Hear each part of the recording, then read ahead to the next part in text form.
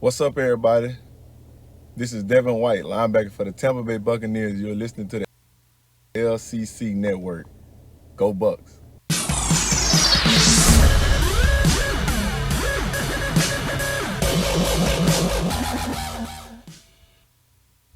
Hey everyone, welcome to the Commissioner's Clubhouse for week 10 of 2020. We only got 3 weeks left if you include this week of the LCC regular season, and it's going to be a wild one. We've got some pretty epic injuries that have happened. I don't want to say they've derailed people's seasons, but they've definitely put them in a pinch. We've got playoff implications in pretty much every game this week, just about. And with me today, I've got Jordan on the show. What's going on?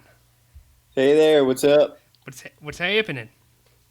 Nothing much. Just ready to do this pod. Do the pod. Yep. It could be a dance, I feel like. Everyone do the pod. Oh, man. Well, yeah, I mean, we don't really have a lot. We're going to go over the playoff scenarios again. We're going to do game of the week like always, and then we'll break down some of the matchups throughout the league. And by that point, we'll probably be rushing, I would imagine, so we won't go into a ton of detail with all of the games at least, but definitely for game of the week, of course.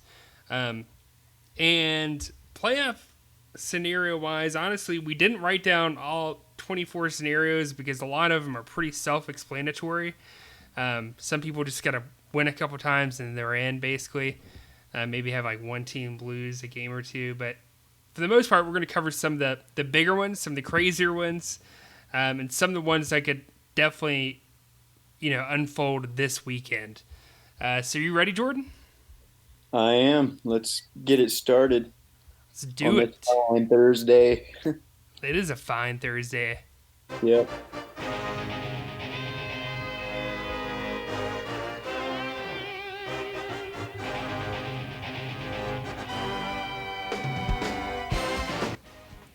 I get to be pumped up every time. Playoffs, honestly, if the season ended today, the picture literally would not change much. Actually, what you're looking at now, guys, I had done before the stat change. So Charles is no longer the 6th seed anymore. That would go back to Detroit Bad Boys. So literally, like, nothing's honestly changed at all. But yeah, that's pretty much what it would look like. You just replace the third leg with Detroit Bad Boys for that 6th seed in Conference A there on the left side of the screen. Right side, everything's pretty much the same. Give Me More is the 1st seed. Eastside Brawlers, 2 seed. 3 seed would be Slapdick still. 4 seed myself. 5 seed BBC. I actually got that wrong last week. So this is the right order. Roebuck 4, BBC 5, and then Jordan's a 6 seed still. And Jordan, you're a good 6 seed. I feel like, honestly, like if you crept into the playoffs, I think people would be a little worried about having to play you. Yeah, I have some talent on my roster, so I'm just hoping I can slip in and see what happens from there. Yeah, Chubb coming back will hopefully make my roster good enough to make it. that's all you need. I mean, the playoffs are a whole nother season on its own. So at that point, once you're in, you're in. Nothing else matters. It doesn't matter if you're 12-0 or 5-7. As long as you're in, you Yep. are. Keep looking. That's right. Speaking of 12-0, and we're kind of talking about playoffs. What do you think the odds are? Because I feel like we got to talk about it at this point. What do you think the odds are of Give Me More Jameson being the first team ever to go 12-0 in the league? I mean, honestly, they're getting pretty good.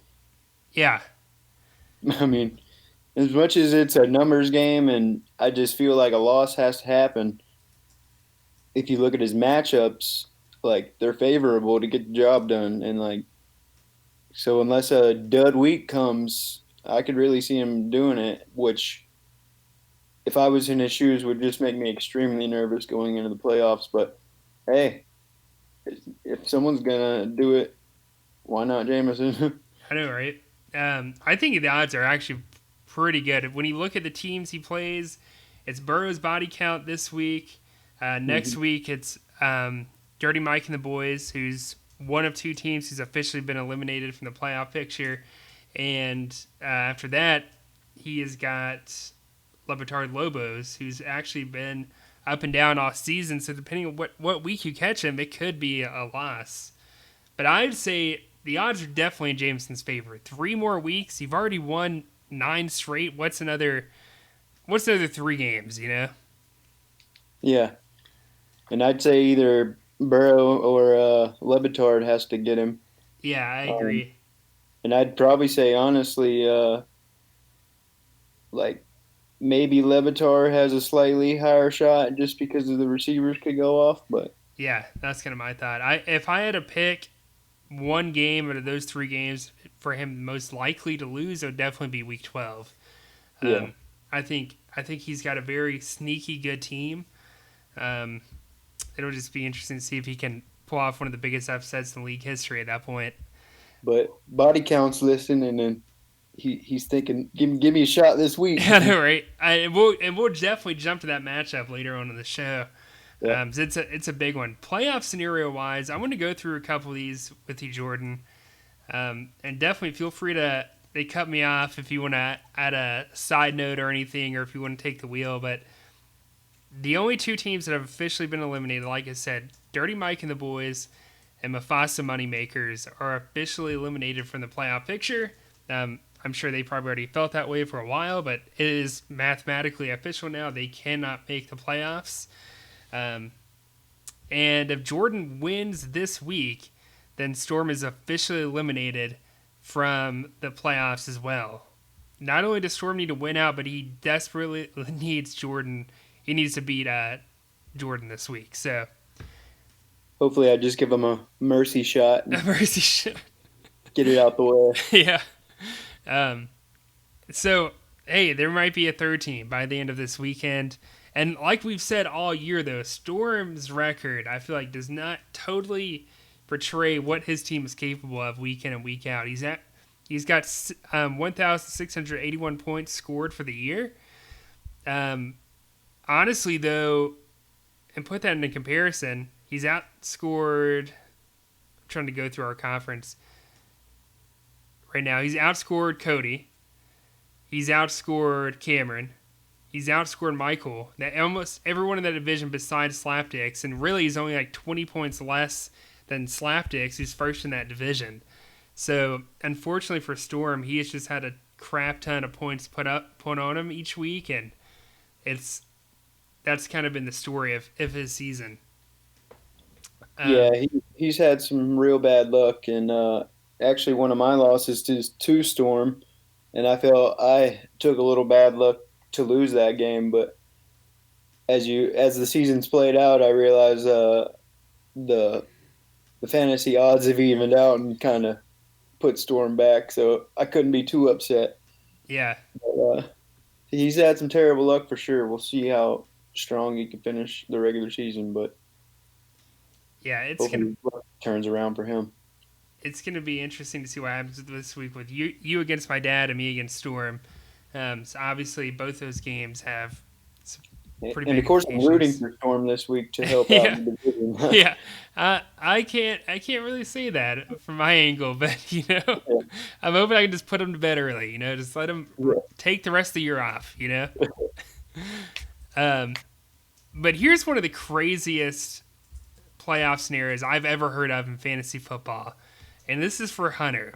And if there's a team that has the biggest long shot, it is without a doubt Hunter of Champions. To get in, he needs all of this to happen. Literally, if one of these things does not happen, he cannot make the playoffs. So here we go. He needs to win his remaining games, so he needs to go 3-0 over the next 3 weeks.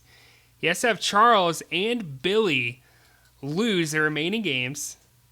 And he's Brandon to go 1-2 at best, as best case scenario. So 0-3 is even better.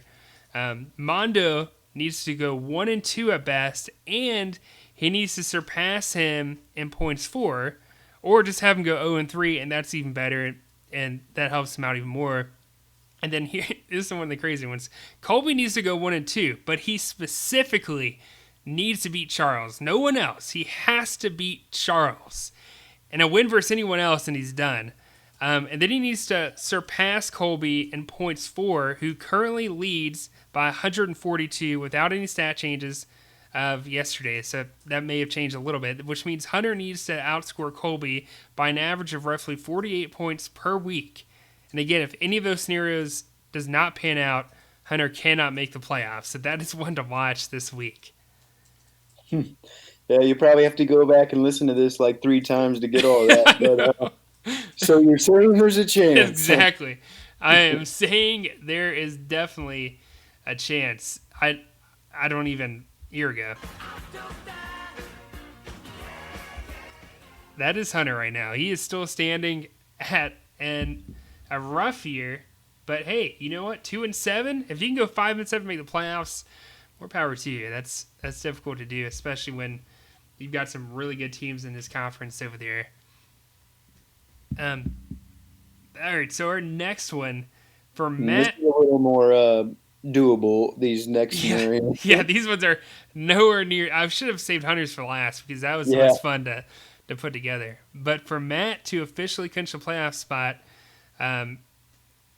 he needs. Wait, hang on. Matt officially clinches a playoff spot if he and Charles win this week. Plus, Matt needs to win next week as well, just to officially clinch a playoff spot. Not talking about the division. We're just talking about bare minimum to get in, which I think is very doable. And with it compared to Hunter, at least, that's very doable and very reasonable. And then another playoff scenario that we talked about a couple days ago is Peyton officially clinches a playoff spot by just winning this week and next, and he's in. Regardless of what happens with anyone else, as long as he wins the next 2 games in a row, he's officially clinched a playoff spot. Not necessarily his division. Obviously, he's trailing Billy Powell by a game. And he's won 5 straight, so what's 2 more to add to that? I think that's very, very possible. And then some of the other ones, we're not going to go through all 24 teams. Again, everyone else, 22 of 24 teams are still alive, and some of the playoff math is pretty simple. Cameron, Michael both trail Big Os by 2 games with 3 games remaining. So, Cameron wins the next 3 games, and Slapdicks, that's Big Os. If he loses 2 of the next ones, then they end up tying.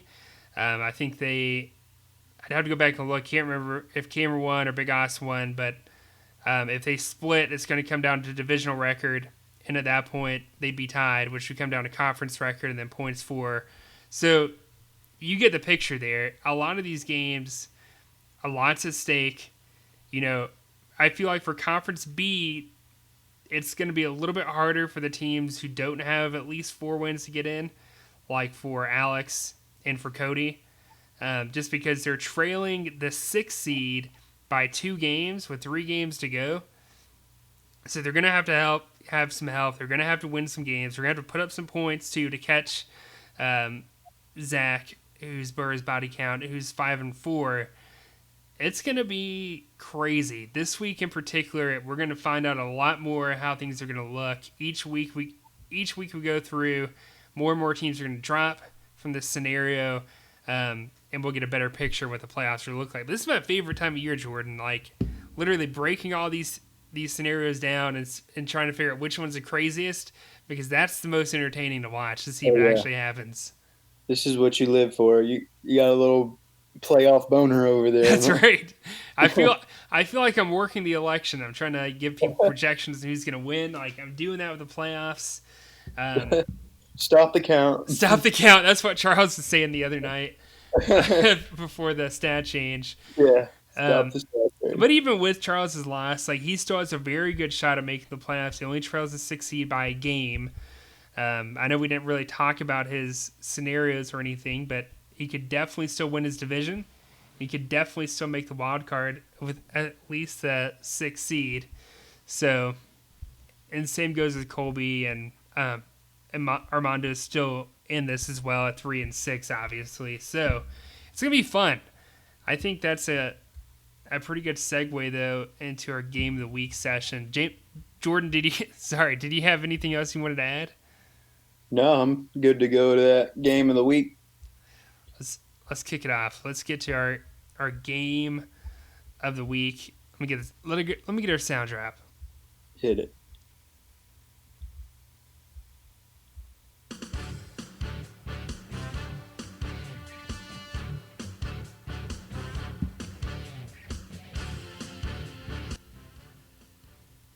Ooh, it's going to be a good one. Our game of the week this week, and this is the first time all season that we've had the same two teams fall into game of the week again, and it's because they're literally battling for the first seed, potentially first in their divisional win. It's all on the line. Crazy Legs, that's Matt, two-time champion, going up against primetime players Daquan, who just went a little curveball last year, is looking to make another run at it. They've got the same record. They're at 6-3. Traditionally in the LCC, 6 wins, and I would say you probably had a 70% chance of making the playoffs. At 7 wins, it's like an 80% chance. Now this year, larger divisions, fewer divisions. I don't know how that's going to change things, honestly. If 7 wins is a guaranteed playoff spot now, or if we've actually never had a team miss the playoffs at 7-5 ever. So I don't know. Take that with a grain of salt. There, it's 2020. COVID's happening. The election was nuts. Fantasy football has been nuts. I feel like there's been a lot of close games this year with the roster sizes being decreased and everything. So who knows? In this game right here, a lot of history between both guys. They've been in the same division a couple times. They've played in the playoffs, I feel like, maybe. You know what? I'm actually going to pull it up right now. Let's see. I feel like they more than likely played in the playoffs. Let's see. Alrighty. Actually, they have not. They played each other now 10 times if you include week 8 of 2020 when last time they were game of the week. But Matt hasn't won since week 5 of 2017. Daquan won the last 3. Once in 2018 and once in 2019. And already once in 2020 by a 12-point game. Jordan, do you think this is going to be another close one, or do you think one team has a little bit more leverage going in? I think it'll be fairly close, like the prediction is saying, but yeah, Matt definitely needs this. I would say slightly more than Daquan, but I know it's for first place, but yeah. Yeah, Drew Lock against the Raiders, Phillip Rivers against the Titans. Phillip Rivers is on Matt's team, by the way. Drew Lock's son, Daquan's. I don't know do you think anyone has a clear advantage in that? I mean, I feel like I want to pick Drew Lock over Yeah, I Phillip. wouldn't say clear advantage, but I would slightly lean Drew Luck just because I could see it being more of a shootout, Yeah, and I could see that Colt Tennessee game getting more into a defensive run type game where like a few big plays win it. But uh, so I would slightly lean Drew just for the fact of the how the game script is going to play out, but we'll see. yeah. I'm going to give a slight edge to Drew. Playing against the Raiders, they don't have the best pass defense. And I know Drew Lock put up 56 against Atlanta last week, but trust me, it's not going to be anything like that this week. I would say it's going to be probably mid-30s, something like that.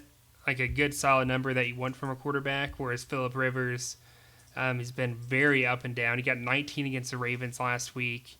Now he's playing against Tennessee. I don't know. I feel like he could get 30s, maybe low 30s though. Yeah. The running back position is going to be interesting. Chris Carson versus the Rams. James Robinson from Jacksonville playing against Green Bay. And James Robinson has been a very good pickup for Daquan back in week 3. Hasn't really looked back ever since.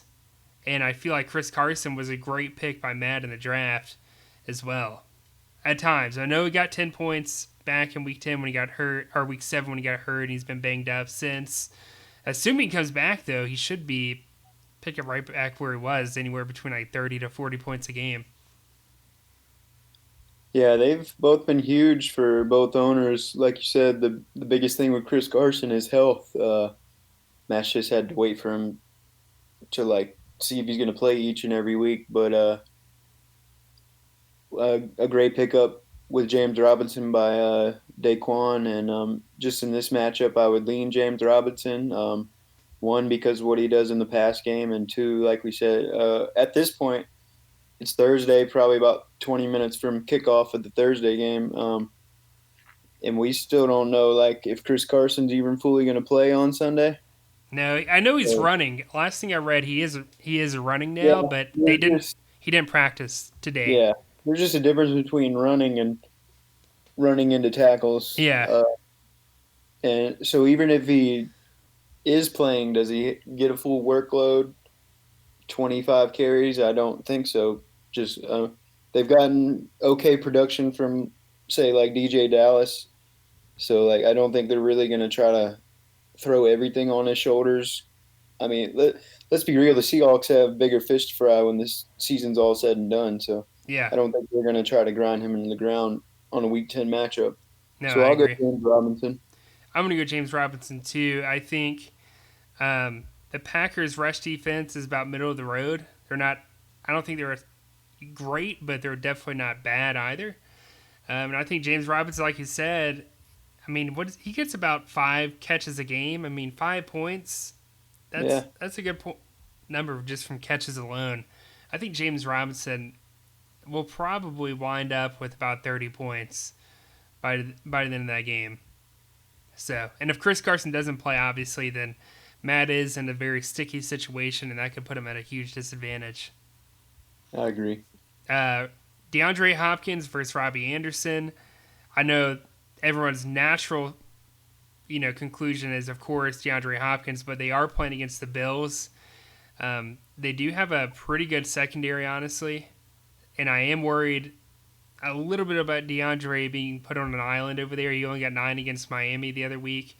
Robbie Anderson's going against Tampa Bay. The last time he played Tampa, he got 24 points, had 10 targets, 9 catches, 109 yards, no touchdowns. I don't know. I think Robbie's probably going to have a good game for the Panthers to stay relevant on the scoreboard on Sunday. So I think Robbie's probably going to get 20. I could see them basically ending up with the same number by the end of the day between Robbie and DeAndre Hopkins. Yeah, I could see it being really close. I mean, for me, I'd never pick against Hopkins. I mean, he's gonna have his days where like he doesn't do so well, but on a consistent level, like I Right. mean, You're really, never going to bench DeAndre Hopkins in fantasy. So, no one's really gonna out target him. You know what I mean? Like, yeah. so I see it. Robbie could catch 6 balls for 130 yards, but Hopkins is probably gonna have 15, 16 targets. Yeah. Like, so potentially 10 points off of catches alone. Yeah, exactly. But I'd slightly lean Hopkins. Uh, I think Hopkins' floor is a lot safer versus Robbie's this week, but his ceiling isn't as high as Robbie's this week. Is kind of the way I look at it. yeah, DeAndre is definitely the safer pick any yeah, week, regardless of who the other receiver is. But I'll give him the slight edge with Hopkins, but I do think it's like very minimal for this week alone. I can agree with that. Aaron Donald versus who's going against the Seahawks against T.J. Watt, who's going up against the Bengals. And honestly, I don't know, man. T.J. Watt, any defensive end, I guess, you could get 16 or you could get like about 40 points from him. But I definitely think T.J. is going to have a good game against Cincinnati. Yeah, I'm leaning TJ on this one too. Just I think he's gonna be able to get to the mind of Joe Burrow a lot more than Aaron Donald against Russell, Russell yeah. Wilson. Yeah. So I think at one point he gets a big play off of Joe Burrow. Yeah, I agree. Devontae Campbell going up against the Buffalo Bills, and Jeremy Chin going against Tampa Bay. We all know it. In fact, everyone in the world knows it. Carolina's rush defense is garbage. Tampa Bay knows it, and they've got the running backs to gash us. I think Jeremy Chin's going to be very busy and should naturally have a great game fantasy-wise. Yeah, I agree. I would say this is I actually like both their matchups, but it's pretty much a toss up. I'd split it down the middle and slightly lean Chin, and that might just be my Panther showing, but No, so my issue with Campbell this week against Buffalo is that really it's Allen who's their running back. And I feel like it is a little bit harder to get a tackle off a quarterback than as a running back because they're more inclined to slide or run out of bounds versus a running back, Yeah. which hurts, you know. But of Yeah. course, him running also means Campbell could get a sack or anyone on the Arizona's defense. So take that for what it is. I'm leaning towards Jeremy Chin. I just feel like it's a safer play against Tampa Bay. Kevin Byard against the Colts. Jonathan Abram going against the Broncos. You know, it's just crazy. Like Kevin Byard is still killing it. He's not that old. He's 27, I guess. But Yeah, he's still relatively young. I don't know. The Colts, I'm just not super thrilled with that matchup. But This is neither of almost about another toss-up to me. yeah, I But agree with you. I would slightly lean Abram. He's just a missile, man. That guy flies all over the field. He is great. In fact, he had 6 tackles last week with 4 assists. So yeah, I'm going to give the edge to Abram. Eric Rowe versus Kari Willis. Sorry. Rowe is playing against the Chargers. Willis is playing against the Titans. I'm going to have to give it to Rowe. I just feel like the Chargers are going to, like they do every week, they can throw the rock pretty good and run the football at times. I think Rowe's going to have a really good game against the Chargers, fantasy wise. Maybe not in real football, but yeah, I think it's I going to can be very agree with busy. that. I think he'll be all over the field. I think Willis is gonna need to be in the box a little bit more, and if he's gonna have a good game, it's gonna be coming trying to tackle Derrick Henry, Yeah, which nobody's gonna have fun doing that. But I think just overall opportunity, Rowe would have a little bit more, so I would lean Rowe. yeah, I'm going Rowe. Overall matchup, though, I'm going to go ahead and pick Daquan in this. I think it'll be relatively close, like I said, because of Hopkins' matchup isn't that good. But I am going to go Daquan in this game. Yeah, I'm gonna go with Daquan and the primetime players. If Chris Carson plays, especially, it's gonna be really close though. Yeah, I agree. Um, all right, so let's move on to our other matchups. Time wise, we're already 27 minutes in, so we don't have a lot of time really to go over these in detail. So we'll just kind of quickly pick them and run through this. Let's see here. Let's scroll down. All right, so we just did Crazy Legs versus Primetime Players. Now we got Mr. 300 third leg. Again, this is pretty much every game we talk about tonight's playoff implications. Both teams 4 and 5. This won't officially eliminate either team, I don't believe, with a loss, but it definitely makes the road to the playoffs a lot harder. CEH on a bye. Matt Ryan, I believe, is also on a bye. So they definitely balance each other out. But I'm going to have to give the edge here, honestly. I think this is a get-right game for Colby. I think he gets a win this week. Yeah, I'm taking Colby. He's gonna have to replace Clyde, which hopefully for him, McKinnon can get a bulk of those carries in San Francisco. But for Charles, like he's got Matt Ryan to replace. Marcus May has been putting up solid numbers, and he's got Zeke on a bye as well. So I think he's just going to have a little too much to replace, and Colby gets it done. Yeah. They played each other 6 times, by the way. Colby won the last one week 8 this year, beat him by 21 points. I guess we're both going Colby here for the 6th win overall. And it looks like the website's got Colby winning, but neither team has set their lineup yet. So it's very possible this ends up being closer to the spread at least. Yeah. Next matchup, we got Hash Slinging Slashers. Oh, there we go. The Hash Slinging Slasher versus Mufasa Moneymakers. Tua has been fun to watch against the Chargers. I think this is going to be a good game to watch, actually. I think both quarterbacks are going to have a good game. For me, personally, I don't know. I might go with an upset this week. I think I am. Yeah. I don't know if I would do that. You don't know if you do that? I don't know. Almost every matchup for Mondo. You want to know? I said I almost like every matchup Mondo has this week. Quarterback wise, I just don't know what he's doing there at defensive line. Fred Warner, of course, against the Saints. He should have a good game. Jerome Baker against Chargers. I think Devontae should have a big game. I think James Conner could bust the Bengals up. yeah.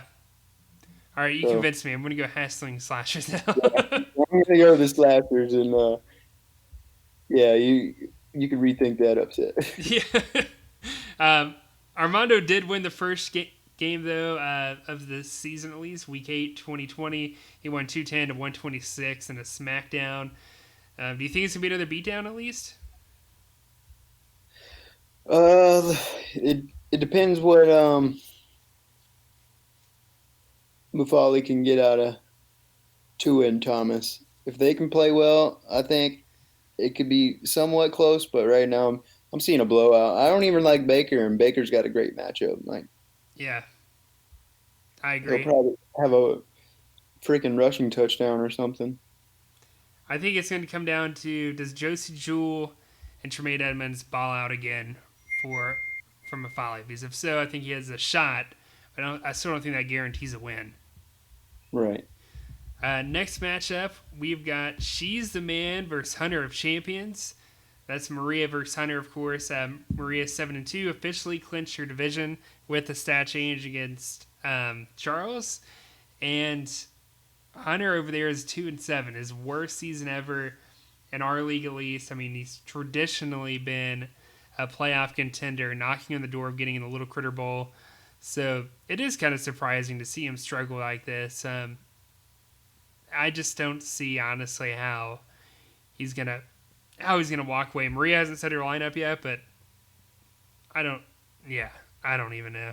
I mean Lamar Jackson would definitely keep pace with Drew Brees, but the big thing is David Johnson versus Alvin Kamara and DJ Moore versus Keenan Allen. I think Maria has a much better edge on offense. Although I think DJ Moore goes off this week. He's gonna have to for sure. There's been a lot of talk about his targets, so we'll see. Yeah, I'm gonna pick Maria in this. I don't think Hunter has a reasonable shot for me to be able to pick him this week. Yeah, I'll lean Maria, and like you said, I don't know who she's putting in at that last spot. I imagine it's what Kurtzke or Rapp. Yeah, probably. She needs a defensive back, and then I think Barnes is on Okay. COVID list. I think. Okay, yeah. So I'll go. She's the man, and I know even David Johnson's the update right next to him as he's struggling to even get right for this week. So with a concussion, so Yeah. I'll go Maria. Next up, we've got Abusement Park versus Sunday Funday. Abusement Park 6-3, Sunday Funday 3-6. Who's still in the fight. He's trying to stay alive, but he's got a very tough matchup. Josh Allen has just been extremely tough for any team to stop. AJ Brown seems to be doing pretty good again. From the last time I checked, at least. Yeah, he had 30 points against the Bears. I'm honestly, for me, I think this is a pretty easy matchup. I'm gonna go Peyton in this win. Yeah, there's just too much going on for Sunday Funday. Like looks like half his roster's on a bye week, but Yeah, yeah. it's So too much to I'm overcome. I'm with Abusement Park as well. Peyton should get one. Yep, one game closer to clinching that playoff spot or maybe the division. Our next game, this was another one. I feel like that could have been game of the week, but you know, Billy Powell does have a 2-game lead over Billy Ray. The Billy Bowl. That's what we should call this. The Billy Bowl. Billy Bowl. No, it is gonna be pretty wild though. Honestly,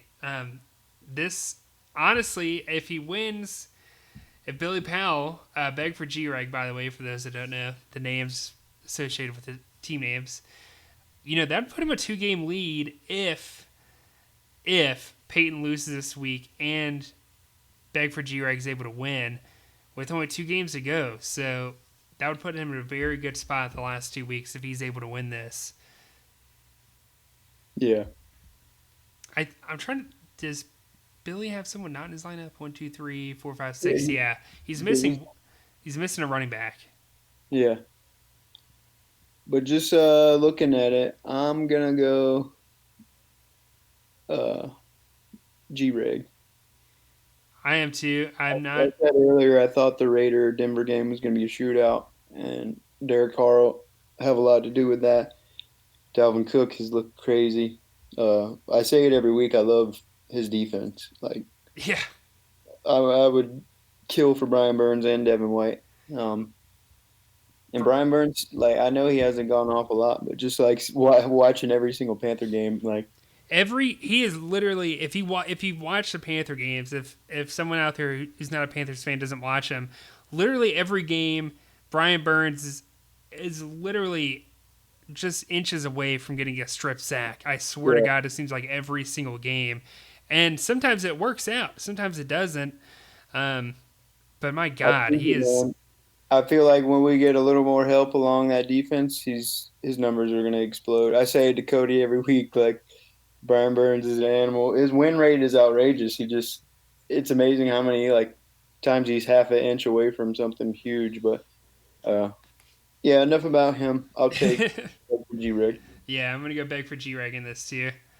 Um, and then history wise, I feel like I skipped some of these. Beg for G-Reg. Okay, they played twice. Once in 2019 in the playoffs. I've said this a couple weeks ago, actually.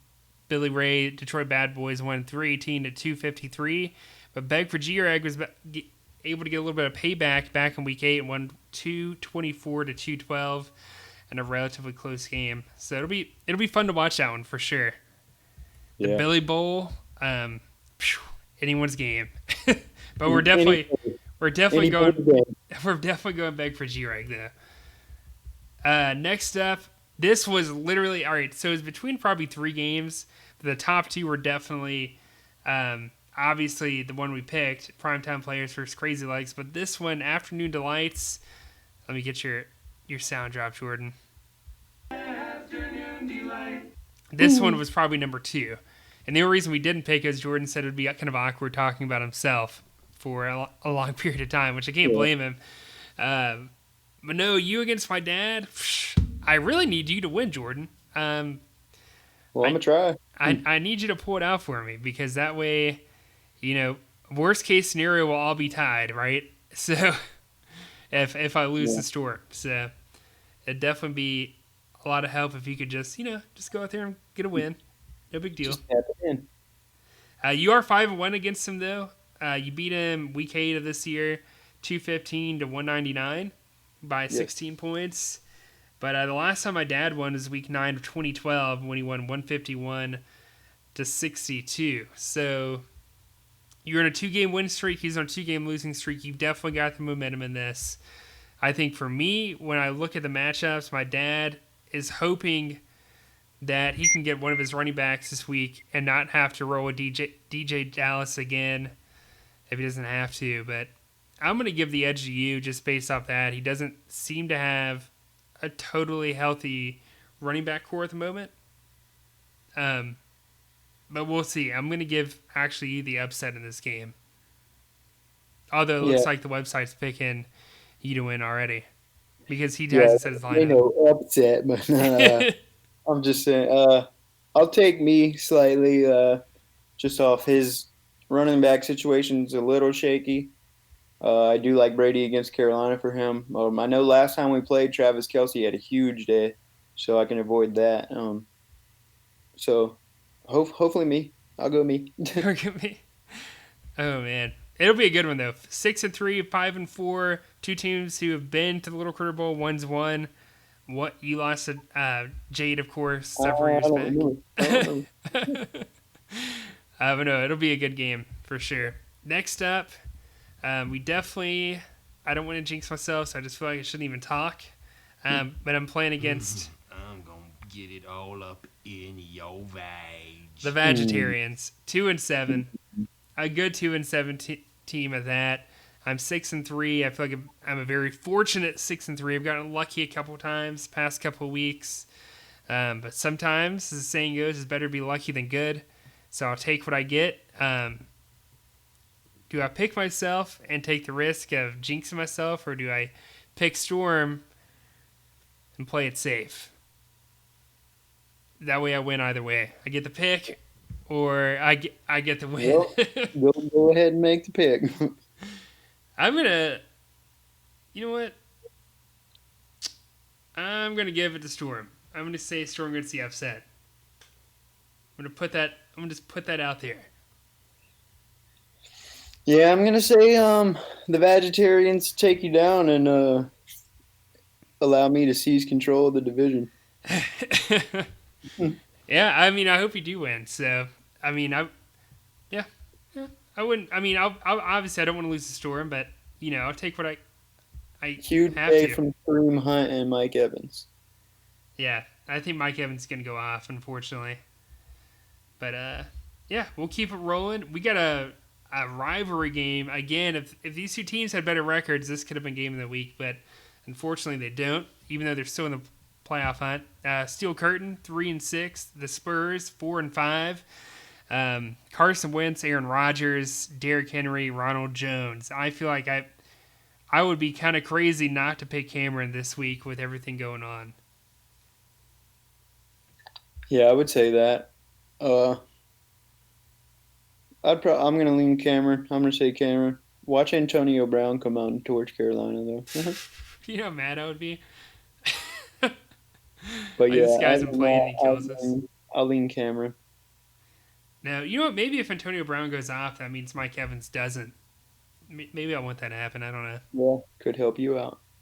I'm going to pick the Spurs, though. I feel like that's a pretty easy pick for me. There you go, the kiss of death. Kiss of death. Cameron definitely hates it. And the streak stays alive for Cameron. Last time Cody won was week 1, 2015. We'll see if that holds up. It's been a while. It has. Mm. Oh, there's Cody again, his old trash talk video. Michael, who is 4-5, going up against Slapdick 6-3. A win here. Michael still has a shot, honestly, of winning that division if he can win. If not, he definitely can no longer win the division. Slapdicks, Russell Wilson, Michael, Matt Stafford. The more I look at it, honestly, you know what? I've thought about it.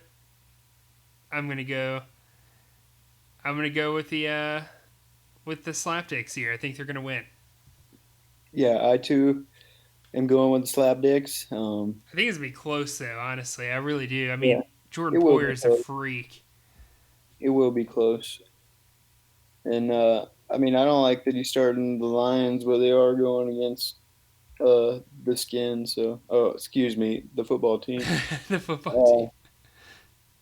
But I'm gonna go Slapdicks. I'll say Slapdicks gets led by his LA Chargers. Yeah, that's kind of my thought. Next matchup, we've got Dirty Mike and the boys. Oh, do I get a sound drop ready? I don't know if I do. Oh, there it is. Hey, are you Dirty Mike and the boys? Going against Libertard Lobos, 1-8 versus I lost my track. 3-6. So this definitely didn't have a shot at game of the week. But honestly, Alex is still in this thing. I think he should win. This is a get right game for him. I fully expect Alex to be 4-6 by the end of this week and still in the hunt. Yeah, I'm gonna go the Levitar Lobos right here. But full disclosure, right here, guys, the Colt Tennessee game is going on as we speak, and I'm picking Lobos with the knowledge that Ryan Tannehill is already 4 for 4, 59 yards and a passing touchdown. So a little insider trade, but I'm going the Lobos. Oh man. Yeah, I'm going Lobos too. Sorry, I was trying to actually submit my picks on the app, but I have waited too late. I officially just lost a bunch of games. That really blows. Anyways, I'm going to take a screenshot at least, so at least I've got it for reference. Yeah. All right, so while I'm doing that, we've got Give Me More, who's 9-0. We just talked about him possibly going 12-0 by the end of the year. Going up against Burrow's Body Count, who is 5-4. I don't know. Does Joe Mixon come back 100% if he does come back? We know what Kyler Murray's going to do. We know Cooper Kupp should have a good game against Seahawks. But I think the big question mark here is, what do we get out of guys like Von Bell, Miles Jack, Joe Burrow, for instance, going against the Steelers? That's a tough matchup. I don't know if Joe and Burrow's body count can put up the numbers necessary to pull out an upset. I'm going to give the edge to give me more. Yeah, even though I always say a loss has to come at some point, I'm gonna go give me more. Jameson takes the win, and he's led by Mr. MVP Kyler Murray.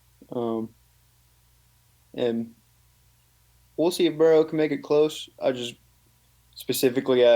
think Joe Burrow has a tough matchup. So yeah, I'm gonna go Jameson, and he keeps it rolling. Yeah, me too. I think he's going to get that win. Well, guys, it has been a pleasure. Hope everyone has a great weekend. Best of luck in fantasy too. But we will catch you guys for week 11. See y'all next week. Good luck. What's that? What's that? Playoffs? Don't talk about playoffs. You kidding me? Playoffs? I just hope we can win a game.